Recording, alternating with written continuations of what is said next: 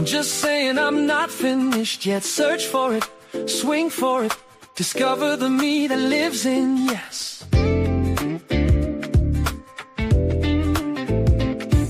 Stand for it, stretch for it.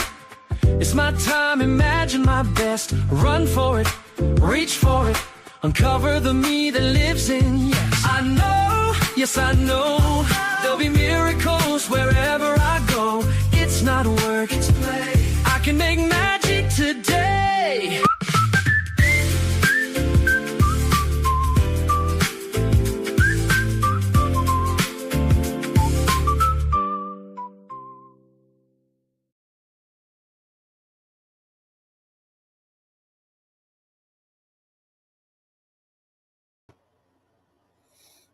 Hi, everyone. Welcome to Senior Nation. I'm your host, Phyllis Ayman, and you are listening to the Source TV Radio Network, WTSN, Washington, D.C.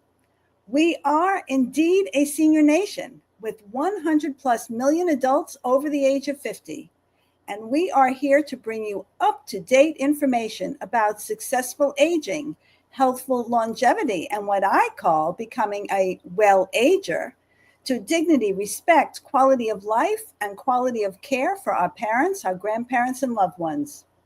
We at Senior Nation will be your trusted voice for informed choices, meaningful conversations, and a vibrant life at every age.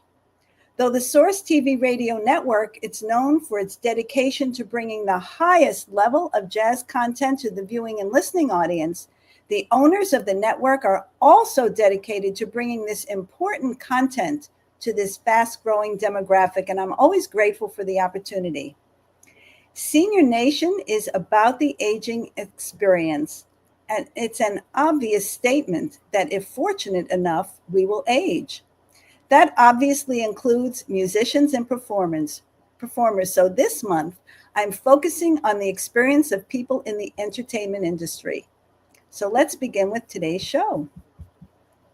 I have to be honest, I am a little starstruck introducing tonight's guest on Senior Nation, Walt Williams, one of the founding members of the OJs, who's agreed to share his time for a conversation with me. And admittedly, I've been a big fan of the group for decades.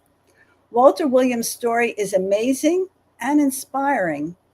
Walter is an icon and legend in the music industry who was diagnosed with multiple sclerosis at the age of 39. And he was determined to continue performing despite the challenges that the disease presented. He tells the story of how and when the symptoms first appeared, the steps he took to continue performing, and his lifelong journey with the disease, which to this day flares up from time to time. It's not only a story of one person's resilience, but also a reminder that we never know the challenges another person is living with. We take people, and especially performers, at face value and forget that their personal challenges are no different than ours. And it's a reminder that our mutual challenges are part of the human experience, and that the greatest thing we can do is to have empathy for one another. So I now present to you Walter Williams. Hello, how are you? I'm doing, I don't want to say I'm speechless, but I think I'm a little speechless. Oh, not again. And as people know, I'm a speech and language pathologist, so that's kind of an oxymoron, right? Uh-huh. But thanks so much. I mean, it's such an honor. As I was saying, the other day, and as I was telling people about having this conversation with you, like, who would have thunk it? I started out as a speech pathologist in nursing homes, and here I am interviewing Walter Williams. That's a crazy journey. But it's real life. But it is real life, and thank you so much. And, I want you to talk about, your journey with the disease process, but I really want you to also talk about, how you started in this business and, the length of your career, because as you told me the other day, you're going to be 82 soon, and you're still performing and you're vibrant. And that's part of what I'm bringing to the table with this show. Okay. So how'd you start? Well, there was a group of us that just used to get together and harmonize, and especially at school and during the times that we would have our exams, we would be in the cafeteria a lot. And in the boys' bathroom, there was a lot of marble, so it gave the sound of being in some kind of echo chamber. Mm. We used to harmonize in there a lot and sing a lot in there. And we loved that sound. We didn't really understand what was happening, but we loved that sound. On our way to the park, Cook's Park in Canton, Ohio, we would always be singing and clowning around. And there was this store owned by um, the Gervaises. They were Greeks that had a really nice little supermarket. Hmm. And the guys, a couple of the sons, heard us singing as we would go by. And they told us one day, we wrote some songs and we would like to know if you guys would be interested in singing these songs. And we will take you to Cincinnati to King Records to see if we can get a deal. So, Wow. yeah. And that's how it happened. They took us to Cincinnati. We talked to the guy there named Sid Nathan, and he signed us right on the spot. And we also had songs that were originals, and we got a chance to present our songs as well. We cut a whole album that day because he called in two of his producers, one named Reed, one named Glover, and they wrote down the chord changes, and we went into the studio and recorded all of the material that we had. What age were Prob- you then? What age were you? I was 16 years old. Wow. Wow. And they gave us um, a recording contract. Eddie used to keep his in his back pocket just for evidence and proof when he would be bragging. My dad, who was a frustrated gospel singer himself, wouldn't sign my contract. He says it's a dream. It's not going to happen for you. And just so happened, thank God, my grandmother was there that day and his mom. And she told him, opportunity knocks one time. Once, right? If you don't sign it, I'm signing it. And so that's what happened. And he told her, well, since you're going to take over like that, he can't live here anymore. Get And she out. told, oh, yeah, he was adamant about it. And she told him, his name was John Wesley. They called him JW. She said, JW, I have a house and he can live with me. Wow. And I grabbed my hanger and I went to her house and I lived there for almost a year. And then we all got in the car because when that album came out, there was a disc jockey in Cleveland that really liked it and offered to manage us. His name was Eddie OJ. Oh, right. And he had connections in Los Angeles, a guy by the name of H.B. Barnum. His real name is Heidel Brown Barnum, and he liked it as well. And he had a label called Little Star. He had done amazing work in Los Angeles with different acts, different groups. He actually ended up being Aretha Franklin's musical director, among other things. He Oh, played a oh, lot wow. of instruments. And when we got out there, he recorded us again. Wow. What a And story. it was, kind of so-so. A lot of things happened on the way to that and in between that and all of that. Things like after King Records and nothing really happened, Eddie OJ took us to Detroit. And Mhm. we had a meeting with Barry Gordy. Right. And the deal that he offered Eddie didn't like it, but Eddie's wife, Barry's wife, they called her Peaches. Her name was Thelma, and she had a record label, so we signed with her.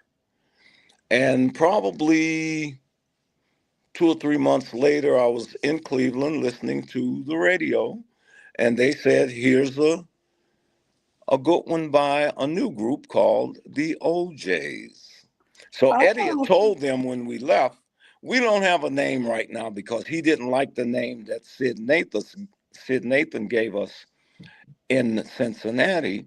Sid wanted a 2-syllable name, so he named us the Mascots.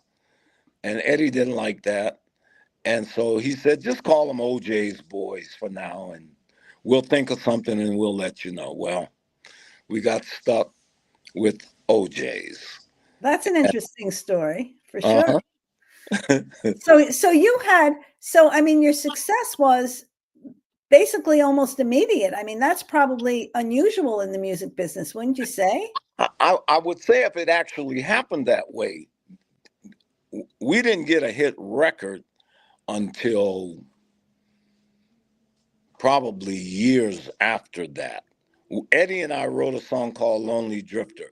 It became really big in the Myrtle Beach and Florida kind of areas because there was sounds of the waves in it, and lyrically it talked about the beach area. Mhm. And so that record did very well for us R&B wise, and it gave us somewhat of a lift to be noticed and do other good work that eventually got us to Gamble and Huff, because we got a chance to play the theater circuit like the Uptown in Philly, where Right. Gamble and Huff were from, the Apollo in New York, the Yep. Howard in DC, the Regal in Chicago, and there was one more in Baltimore, the Royal in Baltimore.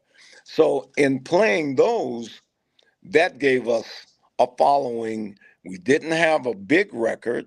We just had little local stuff that happened Mhm. in certain places. But playing those theaters and with big acts, it helped us a lot. What was the first big hit you guys had? The Was it first Love big Train? hit, the first big hit we had was a song called Lipstick Traces, written by Alan Toussaint, and a demo was done by, oh, what's his name? I can't think of his name right now. It'll come to me. But it was Lipstick Traces. And we knew it was a hit because we heard Bob Eubanks playing it. We, Ah, we heard Wink Martindale playing it, and Casey Kasem, and they were all out on the West Coast. Coast, right. Yeah. And it did very well for us because it got pop attention as well as R&B. Mm-hmm. Oh, and the guy that sang it was named Aaron Neville. He did a demo. Aaron Neville. Oh, just a guy named Aaron Neville. Just Yeah, saying. Just he did saying, a a guy demo named on it. Aaron Neville. Exactly. So, but what was was Love Train the first major hit you had? No, I would say Oh no, Backstabbers was the Backstabbers, first, Backstabbers. yeah, the first major, but Love Train is the biggest to date record we had. I think 2 or 3 million in 2 or 3 weeks, I was told. So, and it still has that kind of impact when we perform it live. Right. Well, I think Backstabbers was the one that was really the one that catapulted you, right? I love that song, by I the way. think so. I would Yeah. say so as well. It's very appropriate for our present times, but we won't go there. Right. Uh, but so I mean that's an incredible journey, and here you are at the age of 82, and you're still performing, and that's an incredible feat. Um, So do you mind if we go back a little bit now and talk about, when you started noticing the symptoms of multiple sclerosis, which just for the audience, it's a disease that attacks it's an immune disease really that attacks the covering of the nerves, really. That's called the myelin sheaths, as you know. Yes. But can you talk a little bit about it? Do you feel comfortable doing that? Sure. We were rehearsing in Las Vegas with Charlie Atkins, who's a well-known choreographer and dancer himself. He was a tap dancer, and his act was Cole and Atkins, Honey Cole and Charlie Atkins. Fantastic. I I mean, remember them. unbelievable dancers. So anyway, we were in a rehearsal with him in Las Vegas, and we had bought new outfits and new shoes, and we went to Buffalo to perform after the rehearsal in Vegas, and I noticed that my big toe on my right foot had become really numb, and it didn't feel like my toe when I touched it. It felt like a foreign object. And so I thought it was the new shoes. I thought they may have been too tight and rubbing my toe and made it do that. Well, probably a couple of days after that, my whole foot became numb. And then it came up all the way up my ankles and my knees. It felt like I had on basketball knee pads or something. And it all felt foreign, like it really didn't belong to me. And then it started on the other foot. Well, we were out touring. And so I stopped in hospitals almost in every city that we would get to see what was going on. No one could tell me. And finally, I talked to a friend that made me an appointment at UCLA. And she set it up with a doctor named Dr. Rosner. And he examined me, he took pins, and he stuck my feet and my toes and my leg and my back and my stomach. And he told me I had allergic myelinitis, better known as multiple sclerosis. He broke it down for me. He told me all about it, what to expect. And then he says, "You're from Cleveland. I have friends at Cleveland Clinic, and I'm going to write this letter. And when you get home, you give this letter to Dr. Lederman, or you could call him Letterman." And I did that when I got home.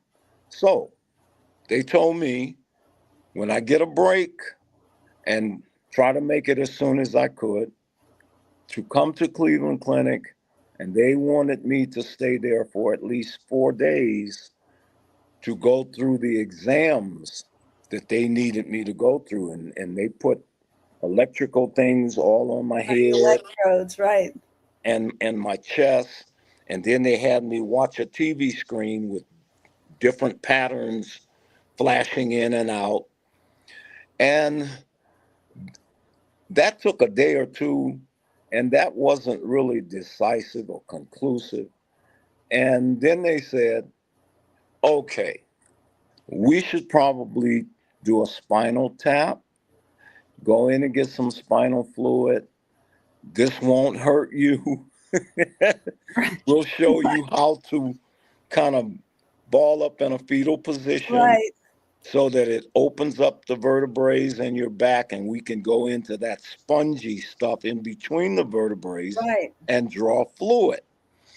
And I did that.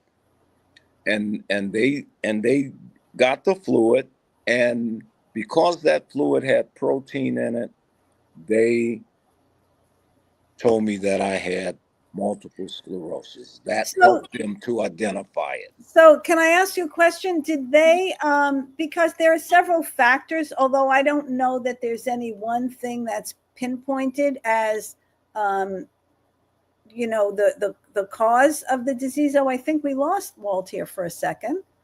I think we lost his is him on the screen. I don't know where he went. Oh, so I'll just talk about it a little bit. They say there are genetic predispositions, environmental factors, viral infections, vitamin D deficiency that they say may be factors that cause a person to have multiple sclerosis, although there isn't anything definitive about that. Also, there are different types of multiple sclerosis. So I'll just go through that a little bit until we could get Walt back. And I think one of the first kind, which is called relapsing remitting multiple sclerosis. So I'm reading from my notes here to make sure I say it accurately. And from my conversation with Walt, I think that's probably the kind of multiple sclerosis he has, because it starts slowly, and then there are remissions, and it kind of lays dormant for a very long period of time. It could be up to years, and it doesn't necessarily progress very rapidly the way some of the other forms of multiple sclerosis do. And then after that, and 85% of the people that are diagnosed with multiple sclerosis really wind up with that as the initial diagnosis. And like I said, in Walt's case, it sounds like that's what he had, because he's been able to, I'll say, manage the disease as well as he has, so he can continue performing. And then from there, sometimes it really, there you are. Yeah, we got separated there for a minute. Yeah, that's okay. Well, I was going through the whole MS thing. Yes. And I was, I was saying that although I had asked you if they had ever told you what type of MS you had, that from my reading about it, then in all likelihood you had what is often the first level of diagnosis, which is called relapsing remitting multiple sclerosis, which can become dormant and last for many, many, many years. And then there are just intermittent flare-ups. And then 85% of the people from my reading are diagnosed with that type. But then for many people, about 50% of those people, it progresses over time, and it can, the symptoms slowly worsen. But it doesn't sound to me from our conversation that that's really what has happened to you. So let's pick up where we left off, though. Okay. And so you were saying about Cleveland Clinic and how they diagnosed you. And so I was saying that, from my reading, that there are genetic predispositions, there are environmental factors, viral infections, and sometimes vitamin D deficiency. I don't know that they can determine what actually causes it, but did they determine anything like that in your case? They did not.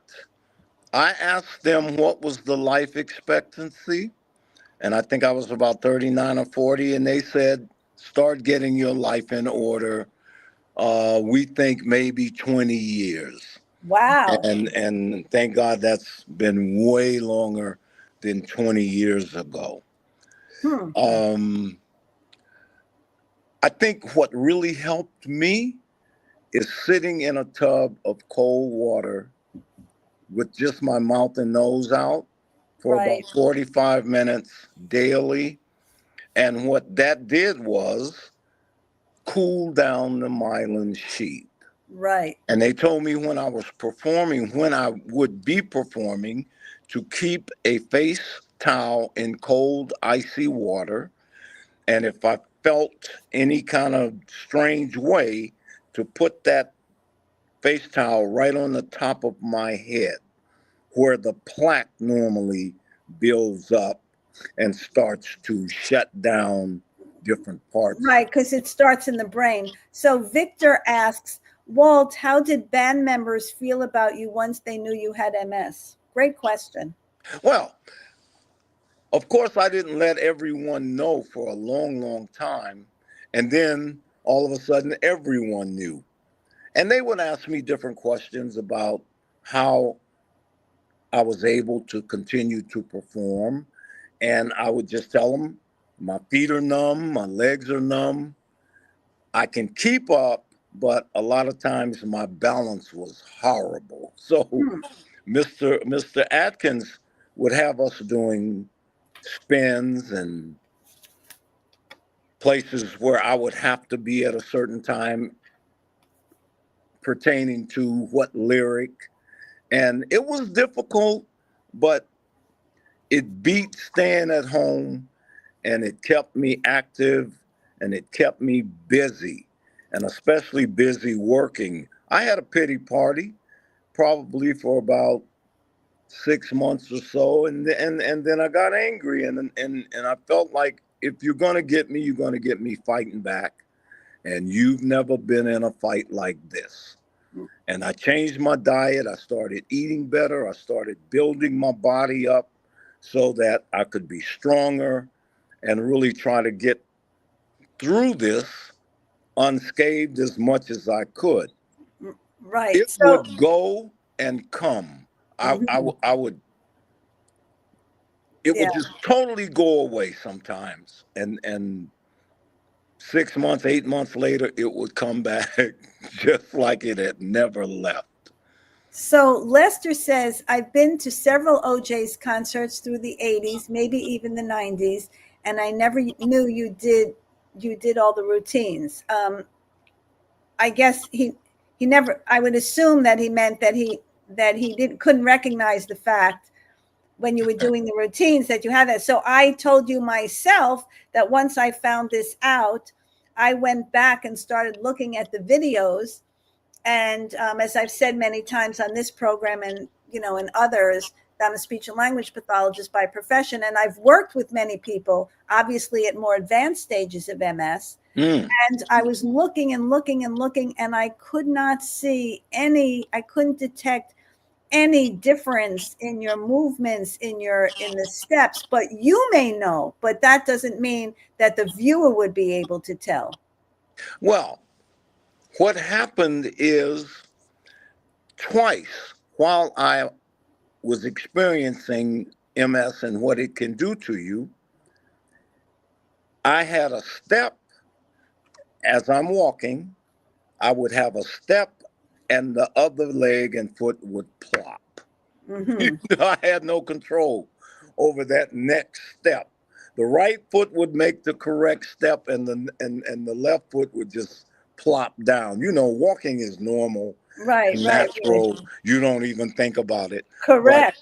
But with MS, and when it did affect me those 2 times, while I had it, it would be a step and a plop.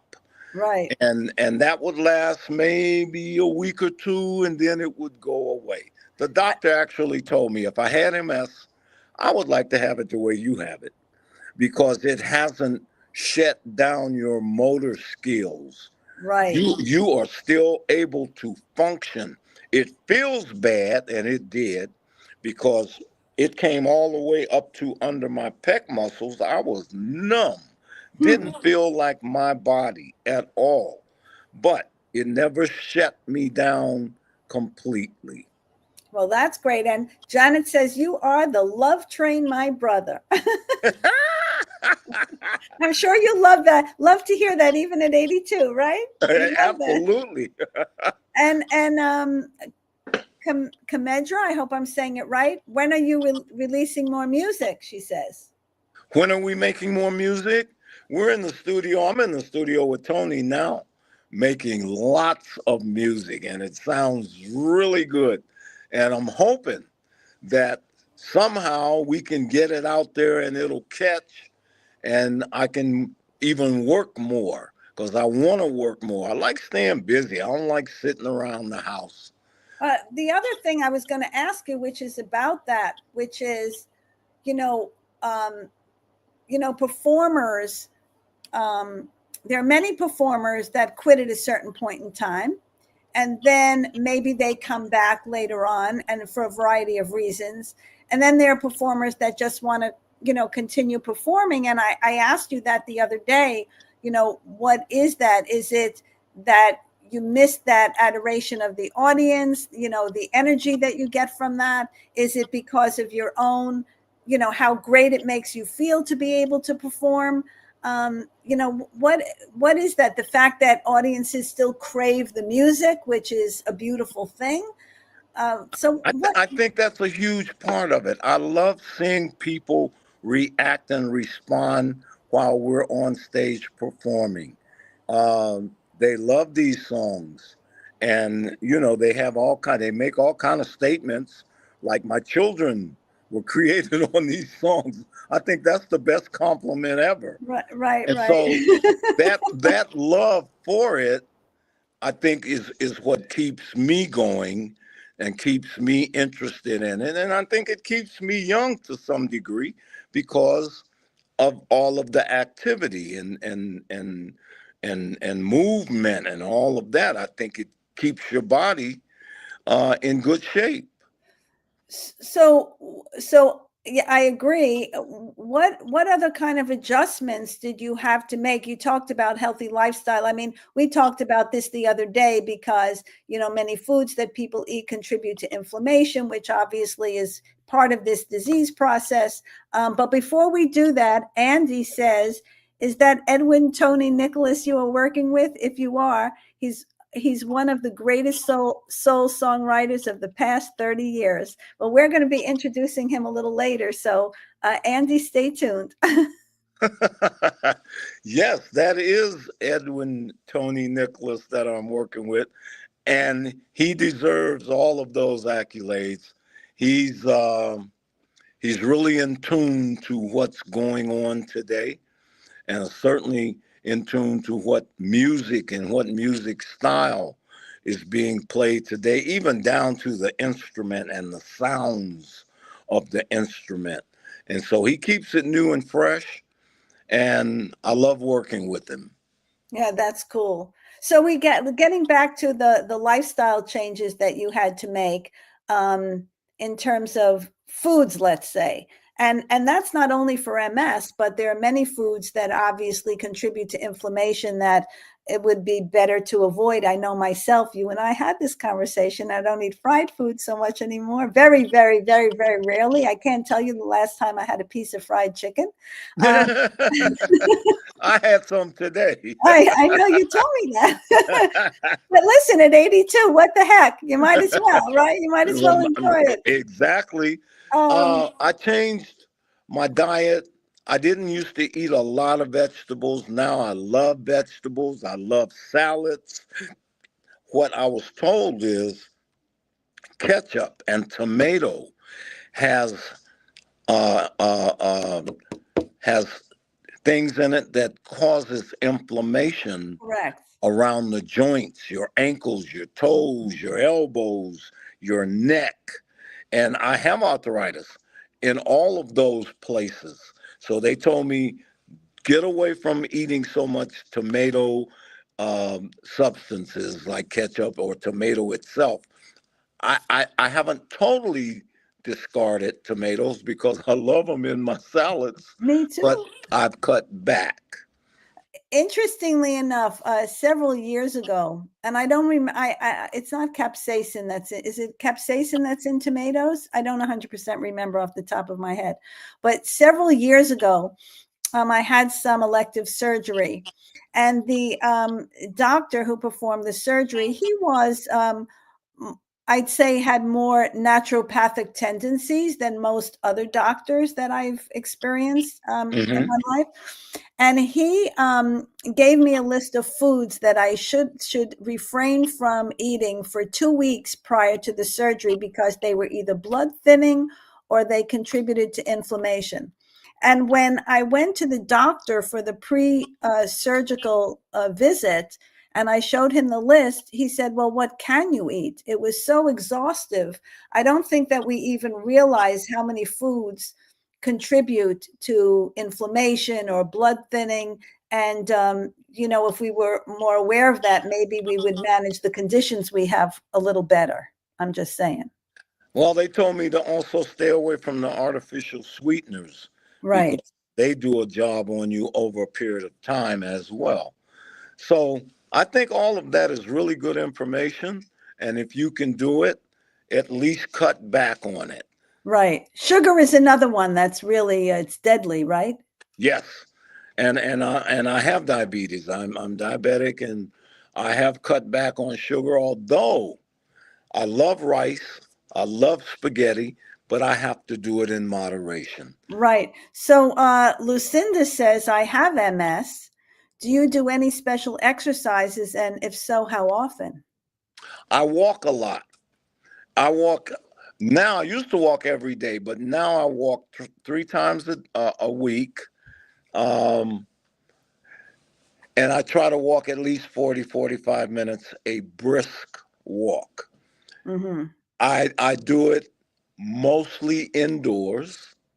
I just walk around the house, inside the house, for at least 45 minutes. I used to do an hour.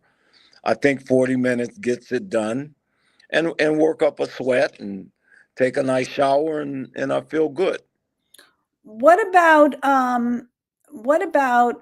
you did tell me also that you did do some resistance exercises. Didn't you tell me that you did some bodybuilding, muscle building kind of exercises for a while? Not with the weights, but basically things like sit-ups and push-ups, my own body weight. Ah, okay. So Lucinda says, me too. I walk every day, but on a treadmill, listening to guess who? My OJs. Very cool. Thank Very you so cool. much. Very, very cool. Keep the music alive. That's what we have to do, right? Yes, yes, Um, that helps. and then after a period of time, I know you were doing these cold baths, and then at some point you started taking these injections. Can you talk a little bit about that? Okay, I was told that Avonex interferon was helping people with MS. It was a 20,000 person waiting list Hmm. on getting it from either Cleveland Clinic or my insurance. When I first started getting it, it was so expensive. Um, Unbelievable, like $1,000 a shot. And who can afford that? So I talked to the doctors at Cleveland Clinic, John Oates and Neil Cherian. They are both neurologists. And John Oates is an amazing neurologist. And I think he trained to some degree Neil Cherian at Cleveland Clinic. And they got me into the program. And I took it once a week, a big muscle shot. They were going to teach me how to do it, and I told them no. Find me somewhere with a needle hanging out of me. So every Wednesday, I would go to Cleveland Clinic at Dr. Charles Webb or Harry Stigger's office and get the shot. And it would last me until the next Wednesday. If I had to go on the road, then I would tell them, I would give them my schedule, and in each place, they would find me someone that would come and give me that shot. I would take the meds with me. Cleveland Clinic gave me a letter so that when I got on the plane and they didn't want the needle on the plane, I showed them that letter, and I was okay. Mm-hmm. And I did that. I did that shot. Ooh, way over 50. And I moved to Las Vegas, and they were just starting to build a Cleveland Clinic there. And my insurance didn't work there anymore. But they told me over age 50, the shot stops helping. They said they had other meds, and they asked me if I wanted to try some of the newer meds, and I told them no. Mm-hmm. And they said they wanted to watch me for 2 years, and they did that. And I've had episodes with it. It affected my bladder at one point, and there were a lot of things going on in that area. They went in and opened everything up again. And now I feel better, but I still think it's in my body because every now and then it'll raise its ugly head. So, sorry, go ahead, because I had a question, but go ahead. Sorry. Okay. And the last situation was with it coming back had to do with shutting down my bladder. So I had to go through all of the catheter experiences. that We was talked a about trip. that. That was a trip within itself. Yeah. And so finally we got that under control because they did a laser surgery on me, because also during that time prostates had enlarged, and being that the bladder and the nerves that help you to use the bathroom had shut down, they had to go in and do laser surgery and open up the urethra again so that I could freely go when I wanted to. Right. And fix the problem with the nerves in the bladder. They went in, they didn't find any lesions or tumors or cancer or any of that. I was clean, and I was back to, after they filled the bladder up really good and then took all of the catheters out, I was able to use the bathroom normally, and I've been doing that since then, and that's been quite a while ago. Yeah, it's not unusual for it to affect the, bladder muscles. And you did tell me there was a period of time where you had to perform with, when you were catheterized, but we won't even go there. Okay. So Tommy says, this is a question off, the topic of what we were talking about, but about the OJs. Did you write any of the OJ songs on your own? That's an interesting question. What's the question? Did you write any of the OJ songs on your own? We did write some. Of course, they didn't get the attention as the production team that we signed to. We signed to Gamble and Huff Productions, and they always had first choice of who gets the single. And we had some pretty talented writers like McFadden and Whitehead, who did Ain't No Stopping Us Now. Right. Walter Sigler, they called him Bunny Sigler, and he did some of the writing as well. And it was usually that threesome of Gamble and Huff, McFadden and Whitehead, Bunny Sigler, and every now and then Tom Bell would give us a song to do that would actually get on the album but not be chosen as a single. Yeah, I misread it, by the way. It says, did you write any of the OJ songs or your own? I said on your own. I misread it. Sorry. Or your own. So do you have any of your own songs that you wrote? We wrote them, and it wasn't until later in our deal and contract with Gamble and Huff that we were allowed to write and produce and get songs on the album. We had to fight for those privileges. Yeah. Do you think there's a difference between, over the years, how, labels or production companies were willing to work with, groups such as the OJs, the Commodores, black artists as opposed to white artists? What was the question?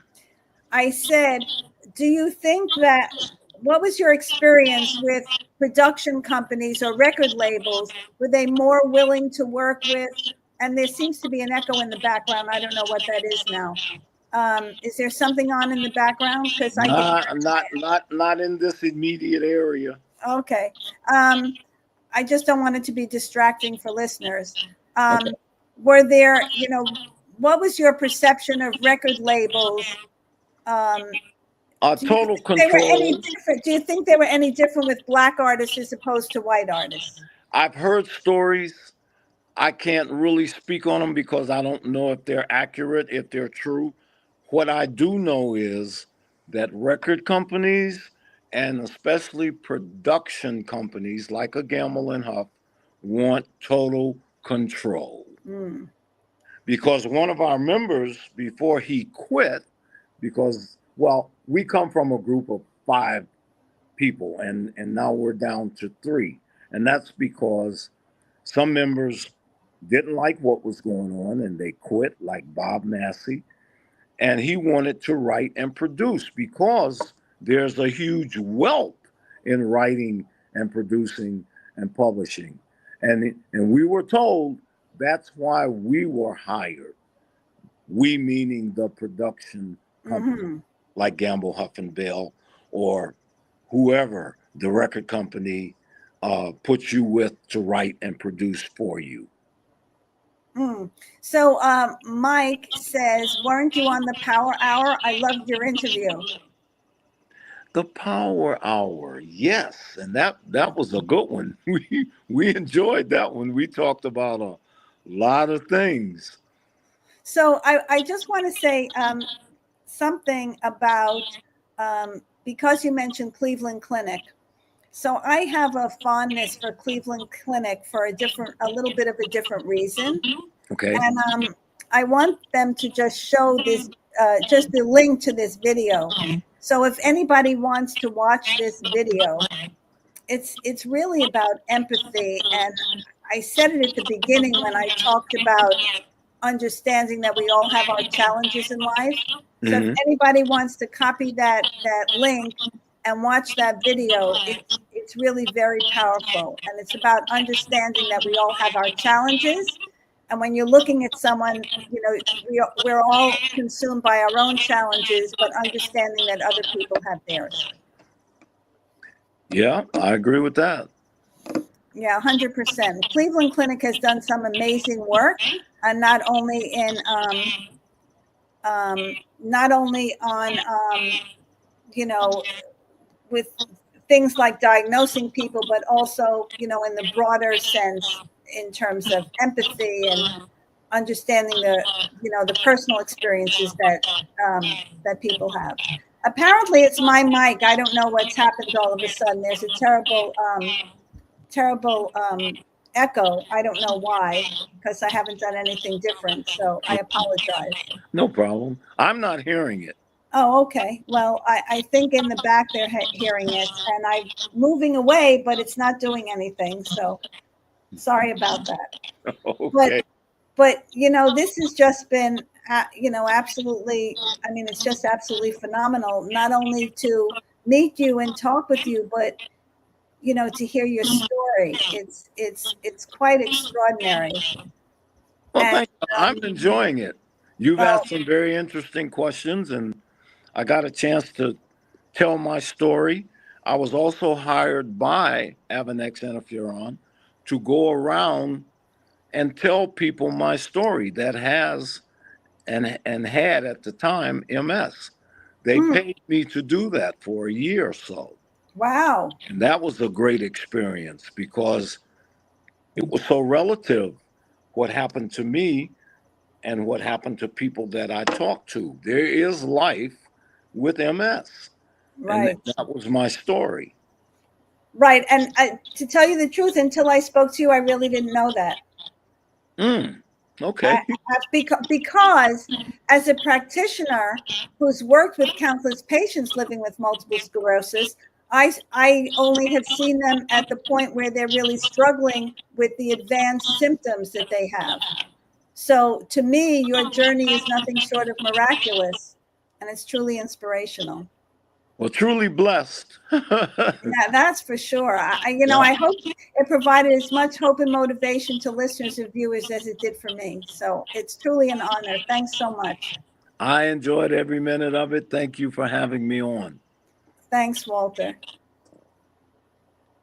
So now I'd like to introduce my next week's guest on Senior Nation, Tony Nicholas. So among Tony's many achievements as a songwriter, winning a Grammy Award, and his production and songwriting credits, which include an impressive roster of artists in the music industry, Tony continues in his role as the musical director of the O'Jays and Commodores. And thankfully, he was able to be available now to provide his insights about working with Walter Williams through the years and preview our conversation on next week's show. So thank you so much, Tony, for willing to step in for a few minutes. Hey there. Hi there. Pleasure to be on the show. Pleasure to have you. And I have to say, after reading your bio, I'm a little awestruck also, just saying. Oh, that's so sweet. But you and I had a great conversation earlier today. So can you tell us a little bit about your experience working with Walter and the O'Jays, you know, through the years that he's been living with multiple sclerosis, if you don't mind? Well, to be honest with you, Walt has managed the illness so well that it was very difficult for me to see it. Mostly what I know about the MS that he has is through just conversations with, you know, between he and I, because he's managed it so well that most people have no idea that it's even present. I mean, that is just so unbelievable to me. It is. And Walt, he hasn't told you, but he's really overcome quite a few things in his life. He's really been a blessed person, and I can talk about it because he's left the room. But, you know, he's cheated death. I've counted maybe 5 times in his life. He's been through a lot, and he's a fighter. He just does not give up. Yeah, I know. When I had my conversation with him, we did talk about his the period of time he was on a ventilator when he had COVID, and he was kind of out for the count. And like you said, it's a miracle. He had tuberculosis as a teenager. Oh, wow. As a teenager. So that, I mean, he was sick for maybe 9 months at that point. And I remember. Oh, I'm losing Tony. I guess we're having some technological issues this evening because we lost Walter earlier, and now I just lost Tony. And I really wanted the viewers and listeners to hear what he had to say. He was just talking about, and he did tell me this in a previous conversation, about how Walter did have tuberculosis as a child. Then I think, if I remember correctly, he had been in a terrible accident at one point. So he's cheated death several times. And I guess we're also fortunate that he was able to do that, because he's at 82 still performing and here with us and making music. And you know, that's that story. I hope we could get Tony back here for a few minutes before the end of the show, because I wanted to talk with him about what our conversation is going to be next week, which is, you know, I want to talk about longevity for performers, for musicians, you know, what that means, the difference in which I kind of touched on in my interview with Walter towards the end, about how record labels, do they respond differently to Black artists as opposed to, you know, white artists, especially as they age. You know, there have been some wonderful artists that really had a resurgence in later years, white artists, especially Tony Bennett and Sting and Rod Stewart. You know, I'm curious about that. We had that conversation, he and I, and he really actually explained to me very well, you know, how some of that happens. But, you know, it's just so thrilling when I go through the videos, you know, of the O'Jays still performing, and the thousands and thousands and thousands of people in the audience and the adoring fans. And it's so terrific, as somebody who's obviously listened to their music through the 70s and 80s and 90s, to still see that. And I think, you know, we all kind of want to, you know, it fills us, and you know, it brings us joy to think about what we enjoyed, you know, in our younger years, even though we also appreciate, you know, what we're experiencing as we move forward in life. And for me, that's, a very important message. So I don't know that we're going to be able to get Tony back. So I guess I could, I just want to sign off now and say, please join me on August 13th when Tony Nicholas will be my guest. And I'm looking forward to the conversation, as I say, about longevity in the music industry and, the record labels and, the different experiences that people have across ethnicities, and also the toll that it takes on performers, on their body and their voice. So remember to tune in, comment, and ask questions on August 13th at 7 p.m. Eastern Time on the Source TV Radio Network. Until then, take care, stay well, and stay tuned. I will look forward to seeing you next week. You're back. I've been back. I could hear you. I was like, come back.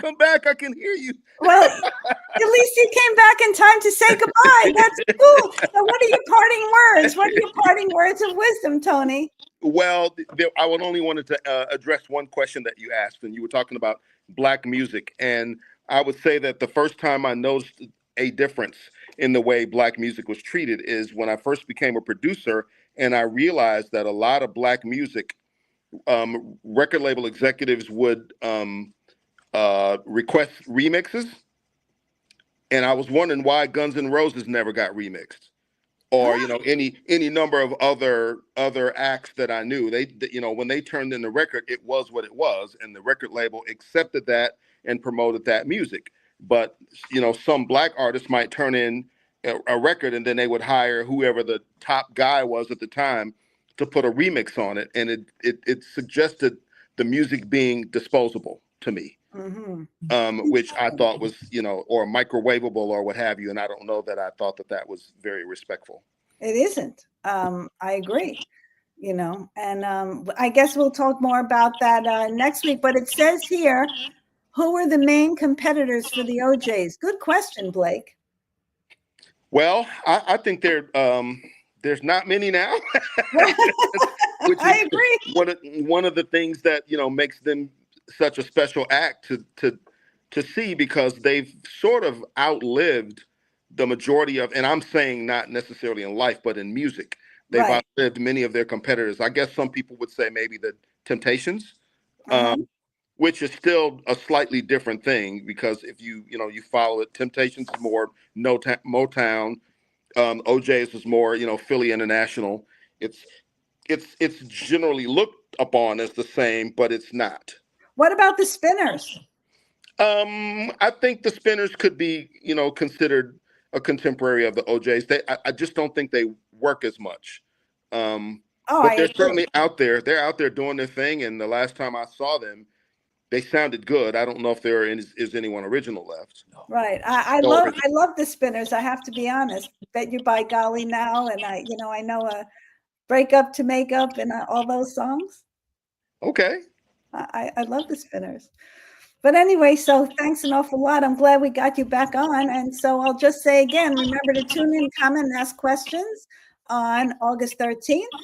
When Tony Nicholas will be my guest on the Source TV Radio Network. And until then, take care, stay well, and stay tuned.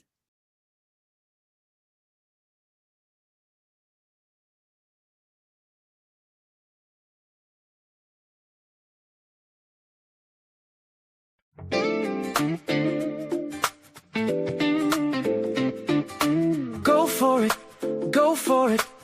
I'm just saying I'm not finished yet. Search for it, swing for it. Discover the me that lives in yes. Stand for it, stretch for it. It's my time, imagine my best. Run for it, reach for it. Uncover the me that lives in yes. I know, yes I know. There'll be miracles wherever I go. It's not work, it's play. I can make magic today.